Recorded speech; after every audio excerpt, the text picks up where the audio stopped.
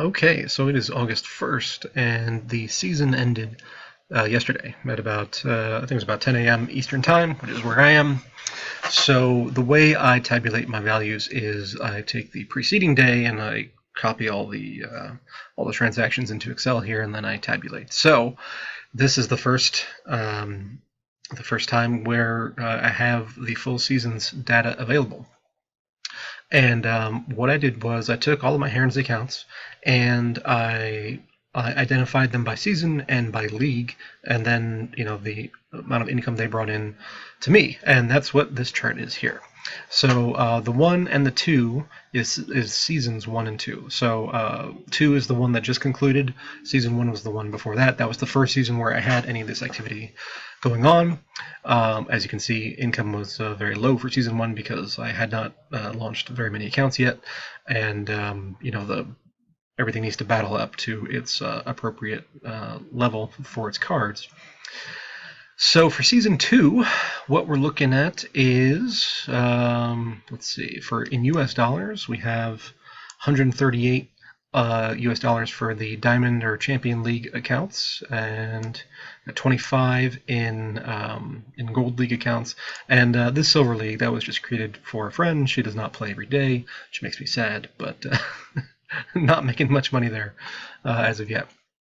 And yeah, so what I wanted to do is not just how much income is it making, but what is its return on equity or return on assets, either way. So what I did was I went through each account and I identified how many cards are in and of each type are in the accounts, and then I cross-referenced that with the current market value of each of those cards, came up with a total, and that is over here in a different table.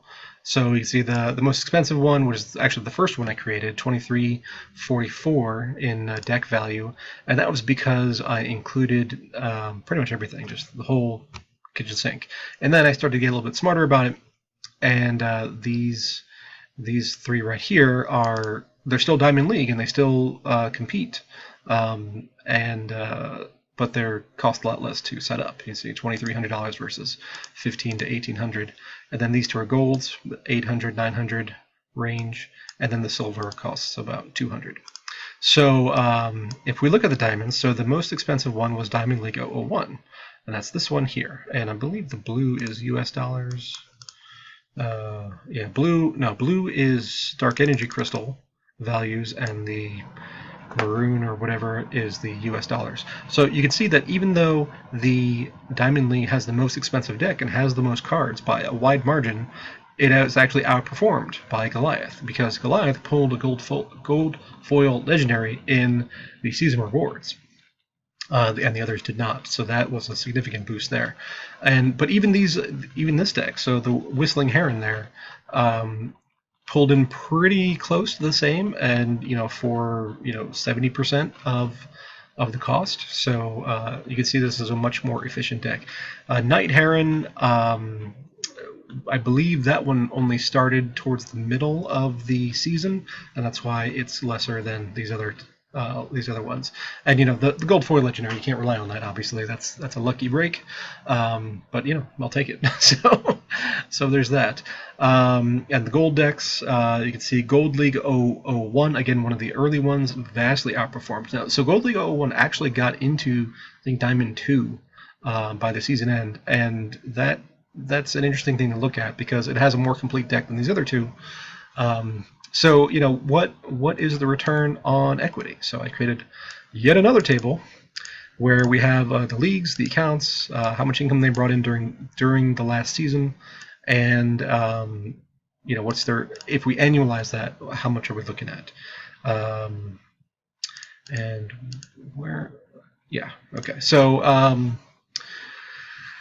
So what do we have here? Well, this is wrong. Okay, that's kind of a problem. Let's fix that. This should be...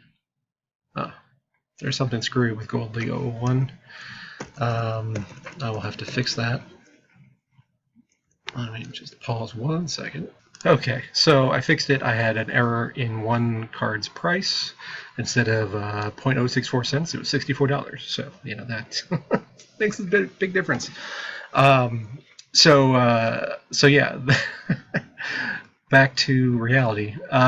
So you can see the deck value of Gold League 001 is $1,600, which is almost actually could be a Diamond League account for that amount of money. So that's not great, but it did do well. So maybe I'll leave it alone. So the Gold Foil Legendary obviously bumped up Goliath here to 94% annualized return on equity, but that's not reliable. Knight Heron started middle season, so it's a little bit low at 22%, but then 33 and 36%, that's actually right in line with my projections. Cattle Egret again was started mid-season or late season, and still returned to 14% return. And Gold League's at 30%, which is okay. And Silver, well, didn't play very much, and it's a brand new account, so only returned 3%. And that's really just a favor for a friend, because I do have friends, I promise. But yeah, so 30. Basically, my projections were all in the 25 to 35% range, and I think this bears that out. My projections, though, are based on not initializing the account, not getting up to level, but starting a season, being in whatever lower league that you've been knocked back to after season conclusion, and then battling back up over the next 3 or 4 league levels and getting the cards. So that is proving to be relatively accurate. Players are actually doing a little bit better than I had expected in terms of the how high a rank they're able to get, and the result is they're getting a bit more cards and returns are a bit better. So that's fantastic. And if you are renting individual cards, you can do better than this. You can get some cards will rent for 4% a month, which is 48%. Some cards will rent for 8% a month, which is 96%. So that's obviously better than doing this. The advantage here is that you are able to use cards that either don't do well in the individual market, or in an aggregate you're averaging up.